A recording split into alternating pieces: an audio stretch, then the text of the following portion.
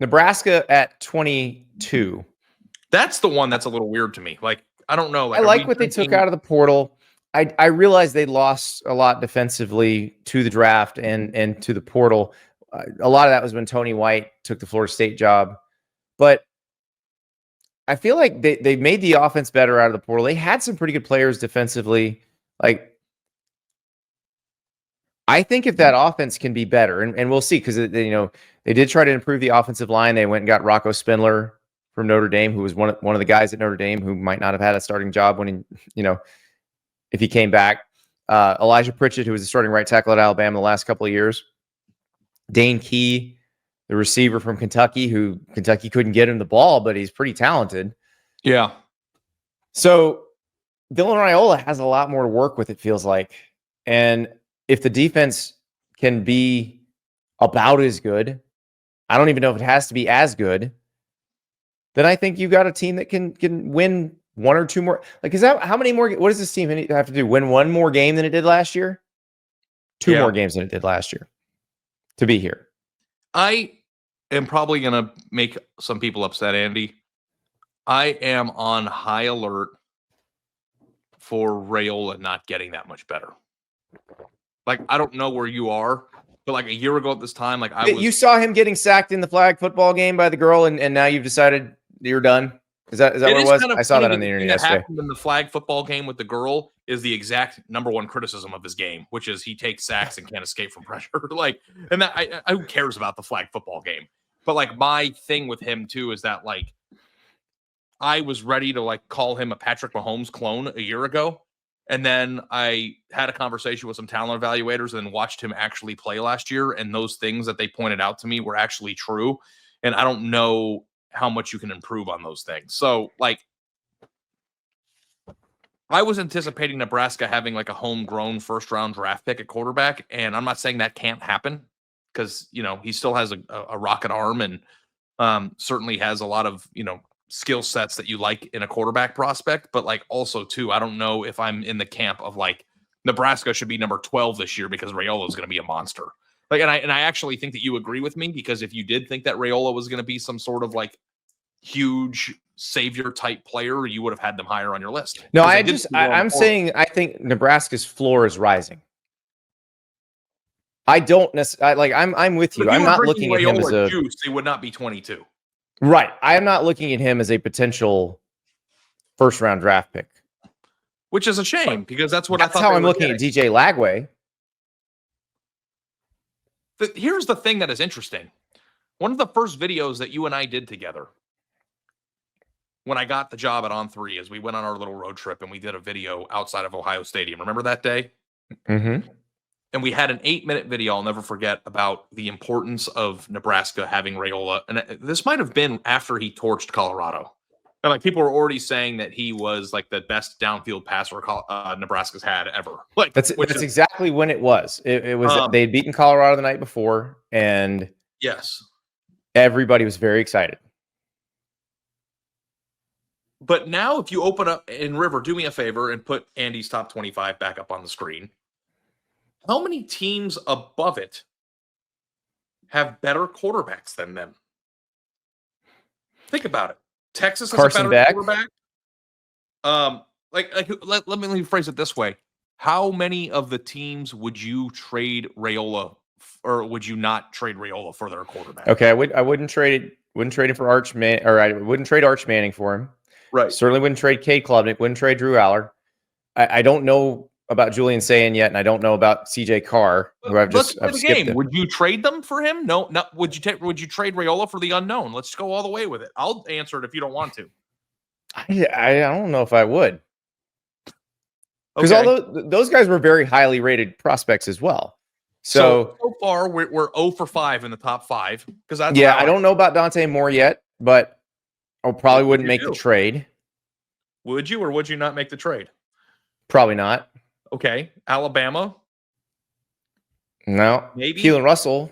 I'm kind of excited to see him. Okay. So Hunter Stockton? I love his pickup truck. It belongs in Georgia. Altmaier? I would take Luke Altmaier. DJ Lagway? I would take DJ Lagway. I'd take Baron Morton right now. I'd definitely take Lenore Sellers. Jackson Arnold, that's a good one. That one I might make the trade. Yeah. Yeah. Kevin Jennings. People are down on Jackson Arnold, but that's a toss up for me. Kevin Jennings. Yeah, probably not. Kevin Jennings. No, he's been other than the last two games. Last two games was pretty bad. Definitely not making the trade with Garrett. I want Garrett Nussmeier at LSU. Sam Levitt. Definitely not. Bryce Underwood. Keeping Bryce Underwood. Keeping Jack Retzlaff. Definitely keeping Austin Simmons and keeping Carson Beck. Rocco Becht. Keeping Rocco Becht. Might make the Miller Moss trade. We got Louisville next. Miller Moss? I think I'd trade. What's the kid's name from Iowa? Mark Gronowski, the I need to remember 2023 Walter Payton Award winner from the transfer from South Dakota State. So I'm not trying to neg him, but we just went through the entire top 25, and you weren't sure that you were going to trade Raiola for literally any of them. No, because I'm not looking at this as a Dylan Raiola play here as Nebraska being number 21. He does not have to be spectacular for them to be 21. If he's spectacular, they will be much higher than 21. Could you imagine if we played that game with the same top 25 in Raiola a year ago? It would have been tougher. Like I would have probably traded everybody for Raiola. That's the problem. But here's the other thing. Hoodies, joggers, shorts, polos, you name it. Roback is the best. I was missing my Huddle hoodie up in Green Bay. I seriously did not account for the wind chill. The Huddle hoodie by Roback is the warmest hoodie you can wear, and it is the most comfortable hoodie you can wear, bar none. There is nobody that makes a more comfortable hoodie than the Huddle hoodie from Roback. So if you want to start your Roback collection today, go to roback.com. That's RHOBACK.com. Use the code Andy for 20% off your first order. If you order these performance polos, I'm warning you now, get multiples because family members will steal them. They're that comfortable. But that Huddle hoodie, that is all yours. If you got to lock it up, lock it up. Don't care. RHOBACK.com. Roback.com. Use the code Andy for 20% off your first order. We are assuming no improvement. When is the usual biggest improvement? Right. Between year one as a starter and year two as a starter. We could see a completely different version of Dylan Raiola.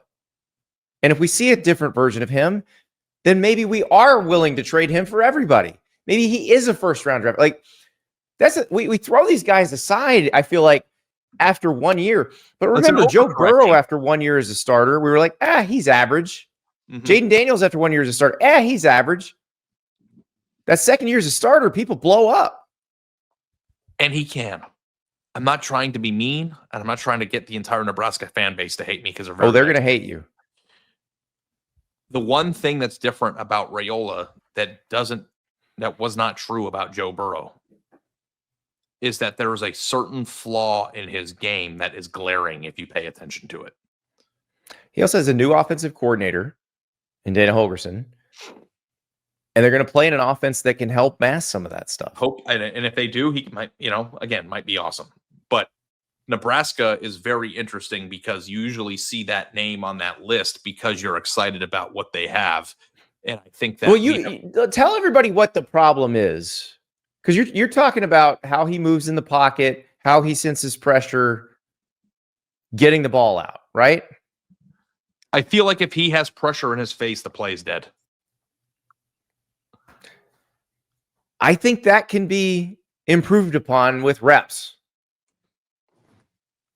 And it's not always improved upon, but I think it can be. The inability to evade pressure too, which is a branch of what I just said. But right, because like Jalen Milroe is one I always talked about, where it was shocking that he was that fast, but did not seem to have the sixth sense that some of the other quarterbacks have, who are not nearly as athletic, of when to move to avoid pressure. So, yeah, it's some guys have that and some don't. Like some guys are just magicians. Like you look at Peyton Manning, who could not move at all. But every time you'd see a clip when Peyton Manning was in the NFL of a dude about to sack him, you'd see him take that half step in one direction and figure out how to get the ball out. The thing that I think is a problem is that Raiola looks like Patrick Mahomes. He acts like Patrick Mahomes. He does the cosplay thing. Like, look at this picture. It looks like a picture that you would see, the same head. Right. And Patrick Mahomes is one of the same best who has ever played the game at dealing with pressure and figuring out how to overcome. Mahomes cannot, a play is never over with Patrick Mahomes. Correct. Ever. So we have to stop. Right, because the costume has been very effective. But we have to stop with the comparisons. But he did a hell of a job with the costume. He did. And he did himself. But now he needs to make his own way. And here's the thing. If Nebraska continues to get better with Dylan Raiola as the quarterback, that's the job. That's the job. You got to win some of those games you didn't win last year. So you can't have, and I realize the Big Ten schedule is not just flipped like the SEC one is. So it's not pound for pound, but like you can't lose to UCLA this year. You should beat USC. Although that's another conversation we can have because maybe USC is better. But you should be able to beat, UCLA and Minnesota and Maryland and USC and Michigan State and Northwestern. And I just gave you the path to a 6-3 record in conference. And you should win all your non-conference games. That's a 9-3 Nebraska, which would be ranked higher than this, by the way. Yeah, I need to look back at Nebraska's schedule because I don't have the ability to recall anything off the top of my head. But, we just had it on the screen. But I'm looking at the schedule from last year. I mean, they lost 0 games to teams they shouldn't have lost to last year, which is UCLA. They should have. They should have beaten UCLA. I guess UCLA, but their other losses were Illinois, Indiana, Ohio State, USC, and Iowa. Like there aren't any. Like Nebraska might have gotten their way out of the, oh my God, I can't believe that happened like every week, like losing by a possession. But see, if they are that team, like if they are that team that doesn't lose to teams they shouldn't lose to anymore, 8-4 is a really realistic record, and that's probably going to have them ranked near the bottom of the top 25. And Nebraska literally almost beat Ohio State last year on the road. Yes. I don't think people remember that. Like that. Yes, like and the Illinois game was close. Yeah. But the way the Illinois game ended is the reason why I can't get past what I was talking about with Dylan. And I am willing to give him the benefit of the doubt because it was his first year as a starter, and now he's in his second year as a starter. And if he's the same guy, then I will be right there with, like, a month into the season. If he's the same guy, I'm going to be right there with you. But I want to give him a chance to show he's not. The thing that I find interesting, Andy, is quarterback evaluation and what people say can be fixed and what people say can't be fixed. Like I've always been kind of dumbfounded by you can't fix inaccuracy. Correct. Like that, there's like certain things that's like if somebody you can't fix processing. Like, right. Like there are things that you hear a lot in the draft process of like if they have this issue, they are like doomed. But like where does evading, escaping, maintaining cool, and extending plays under pressure fall under that? Yeah, because I feel like you got to know how much pressure they've faced. Like, and this is a challenge as quarterbacks change levels. We see it when quarterbacks go from college to the NFL. We also see it when quarterbacks go from high school to college. A lot of times you are on such a physically superior team at the lower level that you don't see any pressure. And so the first time you're exposed to it, you may not know how to act. But if you're exposed to it for an entire season and you're like, oh, I remember so this is what I did wrong last year, so I'm going to do it this way this year. I think it's something you can get better at. Yeah. I think it is. Or Nebraska could be better at protecting.